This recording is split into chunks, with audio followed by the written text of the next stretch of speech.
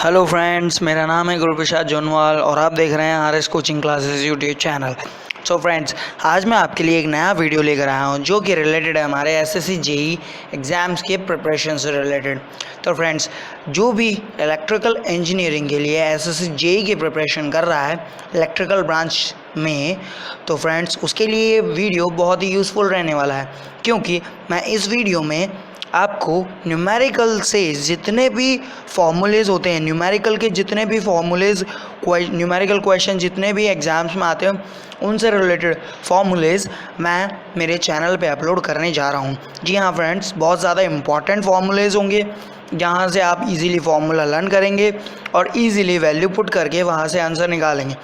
जी friend, तो चलिए friends, मेरी वीडियो को स्टार्ट करने से पहले मैं आपसे रिक्वेस्ट करता हूं कि मेरे वीडियो को लाइक करें और मेरे चैनल को सब्सक्राइब करना ना भूलें और साथ ही बेल आइकन भी प्रेस करना ना भूलें, ताकि लेटेस्ट वीडियोस मैं अपलोड करता रहूं आपके लिए स्टडी से वीडियोस रिलेटेड। जी हाँ फ्रेंड्स, एक और बात कि मैं आपको एसएससी के जितने भी एग्ज़ाम्स होते हैं उनकी भी इंफॉर्मेशन मेरे चैनल पे प्रोवाइड करा रहा हूँ। तो फ्रेंड्स, मैं उसका लिंक डिस्क्रिप्शन बॉक्स में भी दे दूँगा और आई बटन पे जाकर भी आप देख सकते हैं। तो फ्रेंड्स, अब हमारे वीडियो को स्टार्ट करते हैं। मैं वहाँ पे आपको लेटेस्ट नोटिफिकेशंस की अपडेट देता रहूँगा एसएससी के जितने भी एग्ज़ाम्स होते हैं। तो फ्रेंड्स, अब हम वीडियो को स्टार्ट करते हैं। तो फ्रेंड्स, आज हम इस वीडियो में बात करने वाले हैं एसएससी की जेई के जितने भी फॉर्मूलेज हैं। तो फ्रेंड्स, हमारा फर्स्ट फार्मूला जो आता है हमारा फर्स्ट फार्मूला है पैरेलल कनेक्शन फॉर रेजिस्टेंस के लिए पैरेलल कनेक्शन। ये तो हम सब जानते हैं फॉर्मूला। रेजिस्टेंस के लिए पैरेलल कनेक्शन के लिए क्या होता है, 1/R equivalent equal to 1/R equivalent equal to 1/R1 plus 1/R2 plus 1/R3। ये होता है हमारा पैरेलल कनेक्शन के लिए। हाँ जी हाँ फ्रेंड्स, इसमें पैरेलल कनेक्शन में एक और फार्मूला होता है जहाँ पे हमारा पैरेलल कनेक्शन के लिए क्या होगा, जहाँ पे हम 1/R निकालते हैं तो वहाँ पे हमने क्या करते हैं 1/R1 प्लस 1/R2 करते हैं। यहाँ पे हम 1/R2 करते हैं। तो फ्रेंड्स, हमें क्या करते हैं, हम ये करते हैं, लेकिन हमें डायरेक्टली लर्न कर लेना है जो हमारा R इक्विवेलेंट है वो क्या होता है। वो हमारा होता है, हम उसे डायरेक्टली निकाल सकते हैं उनके प्रोडक्ट से R1/R2 और उन दोनों के सम के इक्वल होता है R2, उनके सम के इक्वल होता है। जी हाँ फ्रेंड्स, उनके सम के इक्वल होता है। तो हम इसे डायरेक्टली निकाल सकते हैं R1 into R2 upon R1 plus R2। ये होता है हमारे पैरेलल कनेक्शन के लिए डायरेक्टली, जहाँ पे टू रेजिस्टेंस पैरेलल में कनेक्टेड हो। और अब हमारा आता है सीरीज़ कनेक्शन के लिए। हमारा सीरीज़ कनेक्शन के लिए रेजिस्टेंस की वैल्यू कैसे निकालेंगे, हम R equivalent R1 plus R2 plus R3 निकालते हैं। अब बात करते हैं हम सीरीज़ के लिए हो गया। अब हमें क्या करना है, कैपेसिटेंस का निकालना हो तो कैपेसिटेंस में क्या होता है, हम डायरेक्टली निकाल लेंगे जहाँ पे हम रेजिस्टेंस का रखते हैं। रेजिस्टेंस के लिए पैरेलल में कनेक्शन करते हैं, वो जो पैरेलल में कनेक्शन करते हैं वो होता है हमारा कैपेसिटेंस में उल्टा हो जाता है, रिवर्स हो जाता है। तो रेजिस्टेंस का क्या होता है, पैरेलल में हम 1/, में लेके करते हैं। यहाँ पे हम सीरीज़ में लेके करेंगे पैरेलल में 1/C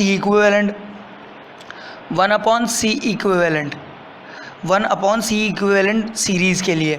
जहाँ पैरेलल का था वहाँ सीरीज़ के लिए हमारा कैपेसिटेंस के लिए फॉर्मूला हो जाएगा 1/C1 plus 1/C2 plus dash dash and so on. अब जहाँ सीरीज़ के लिए करते हैं वहाँ पैरेलल के लिए कैपेसिटेंस हो जाएगा, C1 plus C2 plus C3। तो फ्रेंड्स, अब हम आगे चलते हैं।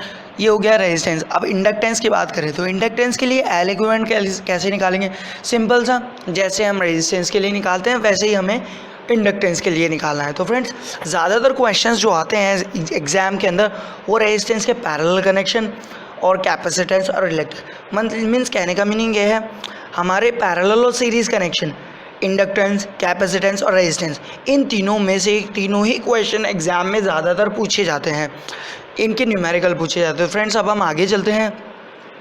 एक हमारा होता है Q equal to CV formula होता है, जहाँ पे Q है हमारा चार्ज और C होता है कैपेसिटर और V होता है वोल्टेज। यहाँ पे हमें या तो Q दे देगा और सी दे देगा, जहाँ पे हमारा वोल्टेज निकालना है, या फिर हमें क्या कर देगा, वोल्टेज दे देगा, वोल्टेज दे देगा, सी दे देगा, हमें चार्ज निकालना होता है। तो फ्रेंड्स हम इजीली निकाल लेंगे फॉर्मूले में वैल्यू पुट करके।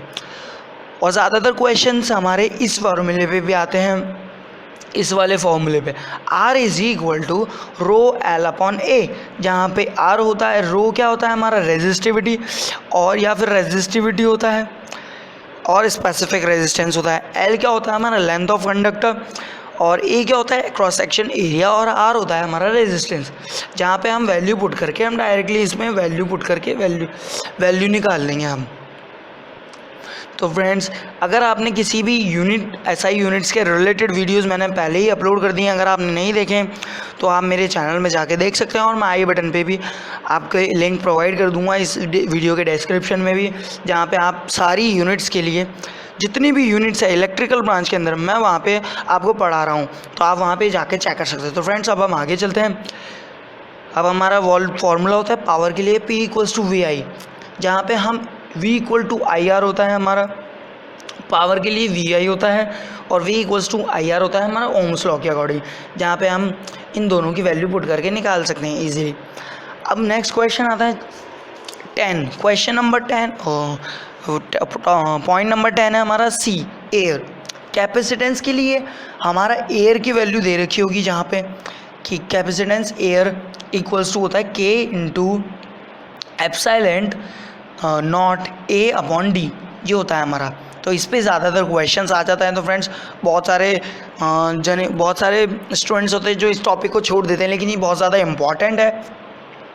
जहाँ पे K होता है हमारा थिकनेस, जितनी थिकनेस होगी वो होगा, अगर थिकनेस नहीं दे रखी तो हम 1 रखेंगे। कैपेसिटेंस की वैल्यू दे रखी होगी, अगर कैपेसिटेंस नहीं दे रखा होगा तो हमें कैपेसिटेंस यहाँ से हमें क्या है इस क्वेश्चन में क्या देगा, ये वाला दे देगा। इस क्वेश्चन के लिए हमें ये वाला गिवन दे देगा, Q दे देगा और V दे देगा। हमें यहाँ से C निकालना, और इस C की वैल्यू, जो C की वैल्यू आएगी वो हमें क्या करना है इस फॉर्मूले में पुट करनी है। वहाँ से हमें फिर क्या करना है, वैल्यू निकालनी होगी D की। जो क्वेश्चन आया था, ये क्वेश्चन आया था 2018 में आया था, ये क्वेश्चन 2018 में आया था इससे रिलेटेड। तो फ्रेंड्स हमें क्या करना है, D की वैल्यू निकालनी थी यहाँ पे, जहाँ पे हमें एप्सिलॉन नॉट की वैल्यू रख दी हमने 8.854 दे दी। यहाँ पे क्रॉस सेक्शनल एरिया दे देगा, और D की वैल्यू निकालनी होगी। C की वैल्यू हम पहले ही निकाल चुके हैं, तो हमें इसमें वैल्यू में पुट करके आप इजीली निकालेंगे। तो फ्रेंड्स अब हम आगे चलते हैं नेक्स्ट फार्मूला की तरफ। फार्मूला नंबर 11 हमारा होता है KCL सब जानते हैं, outgoing current equal to incoming current होता है। तो KCL तो सब जानते हैं, outgoing current plus equal to incoming current का सम होता है, algebraic sum of outgoing current and incoming current, वो होता है हमारा KCL के लिए। और 12th आता है ट्रांसड्यूसर आउटपुट वोल्टेज। ये फ्रेंड्स 2018 में जितने भी क्वेश्चंस आ रहे हैं उनके रिलेटेड फॉर्मूलेज मैंने उसके हिसाब से चलेंगे हम। 2018 में जितने आए थे हम ईयर के हिसाब से फॉर्मूलेज बताने वाला हूं मैं। तो फ्रेंड्स अब आता है हमारा ट्रांसड्यूसर आउटपुट। ट्रांसड्यूसर आउटपुट के वोल्टेज कैसे निकालेंगे हम, हमारा इसका फॉर्मूला होता है EH equal to KH IB upon T होता है, जहाँ पे हमें KH की वैल्यू दे देगा, होल कोफिशिएंट दे देगा, करंट दे देगा और मैग्नेटिक फ्लक्स दे देगा, और साथ ही टाइम दे देगा T, जिस पे हमें निकालनी ETH ट्रांसड्यूसर आउटपुट वोल्टेज निकालना है। होल इफेक्ट वाला वोल्टेज निकालो, होल कोफिशिएंट वाला वोल्टेज निकालना है, यहाँ पे हम इजीली निकाल लेंगे। अब आता है हमारा next 13th, P equals to VI होता है, यहाँ पे हम डायरेक्टली निकाल सकते हैं। P इक्वल्स टू एक फार्मूला और होता है, P equals to I square R, P equals to V square R। यहाँ से हम डायरेक्टली इन तीनों पे बेसिस हमारे क्वेश्चंस पूछ लेते हैं फ्रेंड्स। और एक होता है हमारा V ट्रांसफॉर्मर के लिए होता है हमारा V2 upon V1 equals to N2 upon N1 equals to I1 upon I2 equals to K होता है, जहाँ पे हम K को equal to E2 upon E1 भी लिख सकते हैं। जी हाँ फ्रेंड्स, हमें याद रखना है सिर्फ करंट के लिए I1 अपॉन I2 रखते हैं, बाकी सब के लिए हम V2 upon V1 N2 upon N1, मतलब 2 ऊपर आएगा, नीचे 1 आएगा, तो इससे हम इजीली लर्न कर लेंगे। अब आता है हमारा नेक्स्ट फार्मूला आता है मैग्नेटिक रिलक्टेंस के लिए। मैग्नेटिक रिलक्टेंस का ये हमारे एक डायरेक्टली फॉर्मूला पूछा गया था 2018 में। 2018 में डायरेक्ट फॉर्मूला पूछा था, डायरेक्ट ये वाला फॉर्मूला डायरेक्ट पूछ लिया गया था। मैग्नेटिक रिलक्टेंस का फॉर्मूला क्या होता है? तो फॉर्मूला होता है φ/Fm। Fm को हम शॉर्ट में उन्होंने Fm लिखा, कई बच्चे समझ नहीं पाएंगे कि Fm क्या होता है। Fm होता है हमारा MMF, मैग्नेटिक मोटिव फोर्स होता है। तो अब फ्रेंड्स हमारा 16 होगा next formula magnetomotive force. Magnetomotive force में क्या होता है हमारा? Number of turns into current, n into I, आप n इंटू आई लिख सकते हैं हम। तो फ्रेंड्स हमारा n इंटू आई मैग्नेटोमोटिव फोर्स n इंटू आई होता है, जहाँ पे नंबर ऑफ टर्न्स दे देगा और करंट दे देगा। हमें उन दोनों को मल्टीप्लाई करके MMF निकाल लेना। तो ये भी क्वेश्चन आया था हमारा 2018 में, न्यूमेरिकल आया था। अब आता है नेक्स्ट फॉर्मूला आता है हमारा इंड्यूस्ड EMF। इंड्यूस्ड EMF कैसे निकालते हैं हम?